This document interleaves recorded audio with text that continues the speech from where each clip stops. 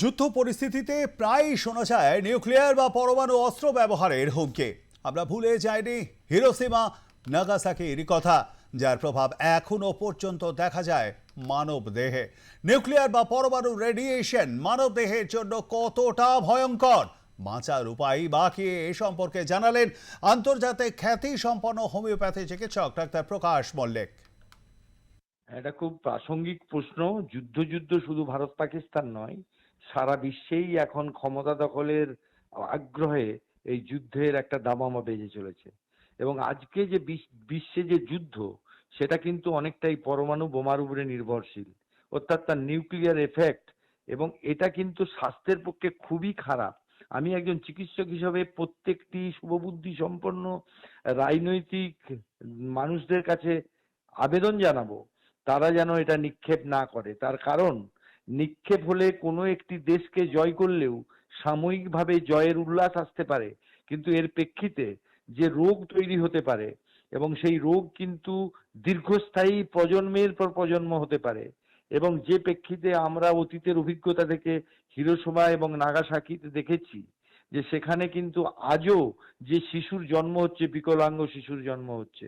আর অপরদিকে এই পারমাণবিক বোমার ফলে যেটা হবে সেটা হচ্ছে, যেখানে কৃষি ক্ষেত্রেও যে শস্য উৎপাদন হবে সেটাও কিন্তু পুষ্টিযোগ্য হবে না, যার প্রেক্ষিতে মানুষ কিন্তু রোগগ্রস্ত হবে, রোগে জেরবার হয়ে যাবে।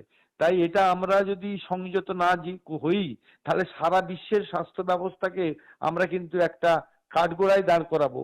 এবং আজকে আমরা কোথায় কোথায় বলি গ্লোবাল ভিলেজ, এবং সেই গ্লোবাল এটা কিন্তু শুধুমাত্র ভারতবর্ষ বা কোনো দেশের ক্ষেত্রে প্রযোজ্য নয়, সারা বিশ্বের স্বাস্থ্য ব্যবস্থার একটা হুমকি।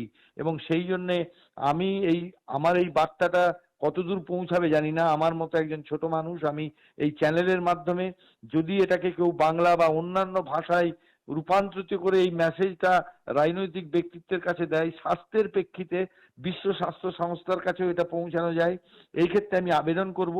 এই বিকলাঙ্গ শিশুর জন্ম এবং ভবিষ্যতের প্রজন্মের পর প্রজন্ম স্বাস্থ্যহীনতা রাষ্ট্র যাতে না দেখতে হয়, তার প্রেক্ষিতে আমরা কিন্তু চাইবো না কখনোই পরমাণু বোমা নিক্ষেপ হোক। সেই পরমাণুর যে ক্ষমতা, তাতে আমরা বিদ্যুৎ উৎপাদন করতে পারি, অন্য অনেক কিছু কাজে লাগাতে পারি মানুষের মঙ্গলের জন্য।